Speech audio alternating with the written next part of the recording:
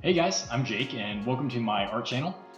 Today we're going to be drawing with colored pencils. My last two drawings were both black and white, so I wanted to switch it up a bit, throw a little color back on, and actually play around with an idea that I've had bouncing around in my head for a while.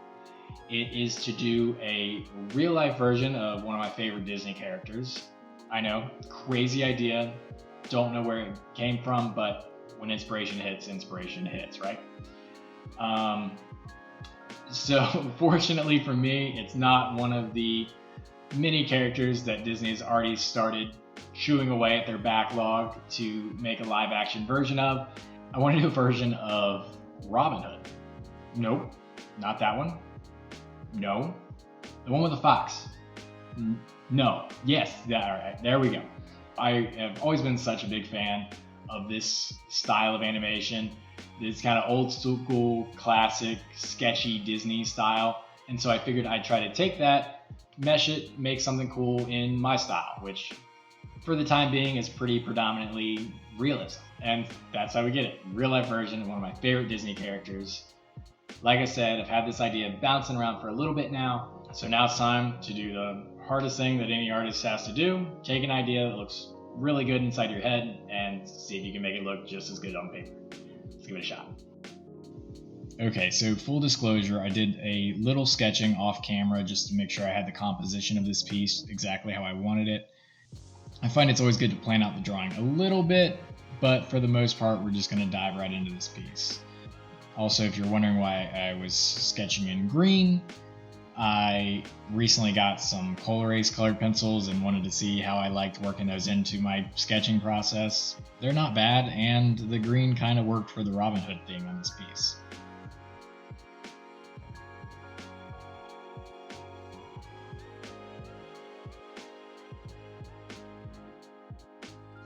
Now that the sketching's wrapping up, time to break out the Prismacolors. I really like using these colored pencils.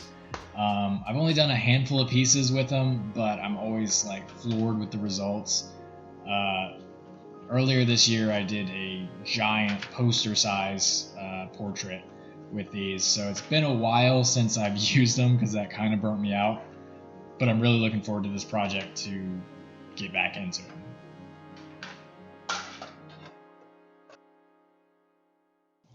Starting off nice and easy here with the hat. As I was going through, I pulled a couple of references that I liked, either just from their shape or shadowing, texture, and kind of trying to stitch all these together. None of them quite had the overall look that I'm going for. I want to add a row of stitching going up this middle seam and around the brim, and then add a little flourish to the feather. And this is really an element of drawing and realism that I want to get into a little bit more. It's rendering realistic images that you don't exactly have a direct reference. So I'm really looking forward to this piece, and I think it's going to be some really good practice in terms of drawing something in realism that you don't have an exact reference for.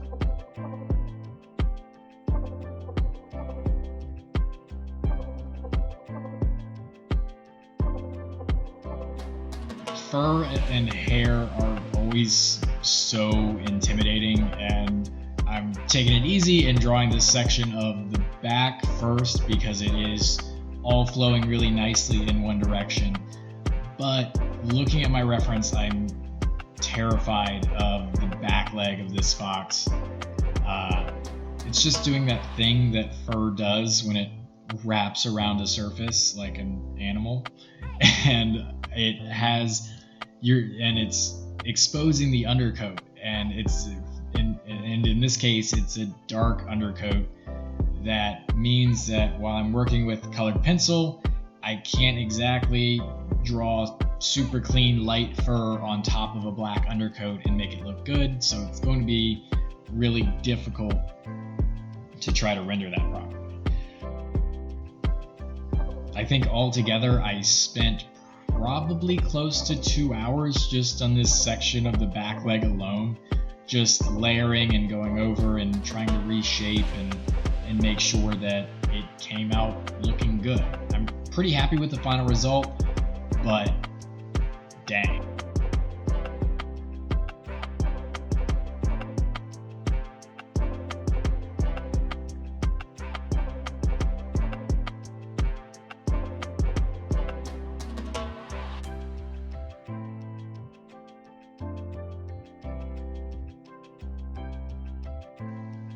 So far so good. I'm really getting to work through my collection of orange and brown colored pencils, just kind of swapping all the time, trying to give the fur the texture and layering that it needs to kind of come to life a bit.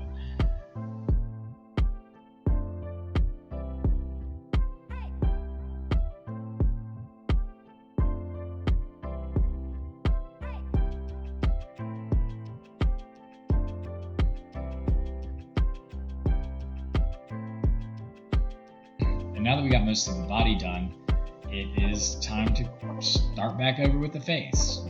Lay down a base layer, then start layering those oranges and browns to really bring this guy to life. I think I always pictured him sleeping when I was coming up with this piece. Man, I was just super fortunate to find a great reference for this face.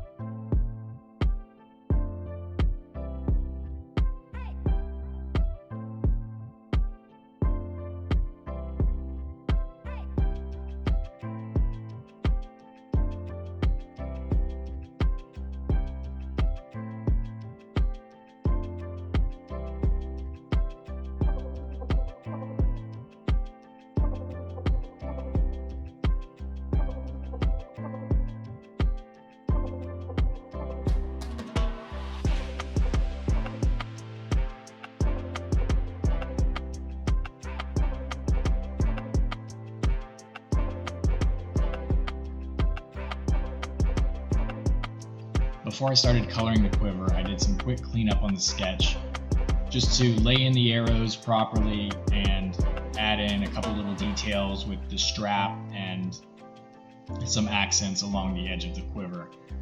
Kind of making all this up because I couldn't find any good references of the arrows splayed out like that, but they're just sticks with feathers on them, right? How hard could it be? If you guessed very hard, you'd be right. These things were a pain in the butt.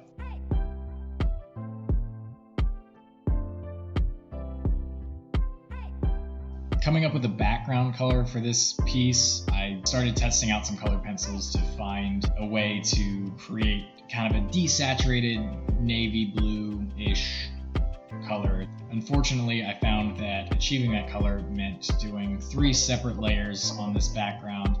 So it meant that working the background section of this piece looked a lot like this. But if you want to see it from the top, here's a peek at that. Basically, I layered a dark cool gray, an indigo blue, and that same dark gray on top to pull everything together and hit that nice desaturated blue that I was looking for.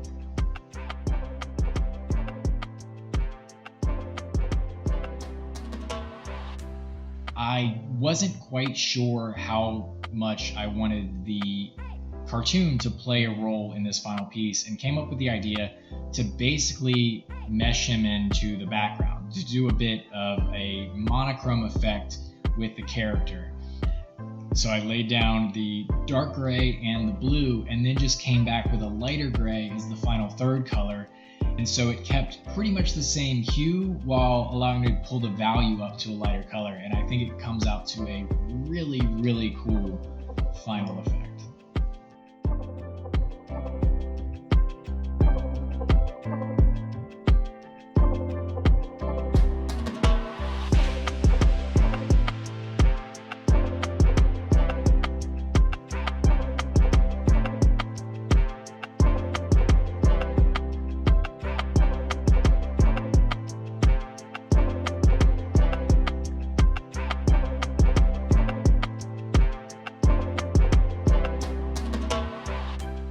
Alright, I'm so freaking stoked with how this piece turned out. It was a lot of fun, and I think that I was able to bring to life the picture that I had in my head, which is always such a relief.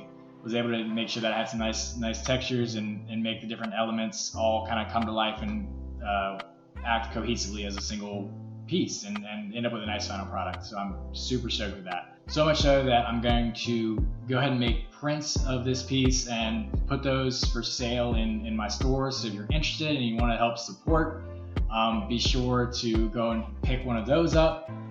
Also available in the store for the first time, a non-print item. I went and got these die cut stickers made of the Raven piece that I did on the channel a while back. Like, super excited with how these turned out. I think they're super cool. So those are also available on jakesummerour.com. Link is in the description if you're interested in those.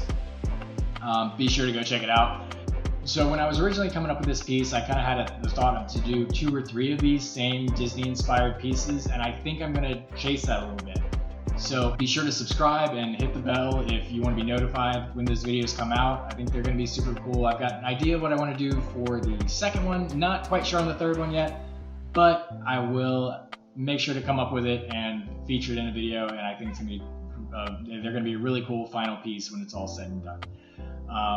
Other than that, thank you for watching. Really appreciate it, and I will see y'all next time.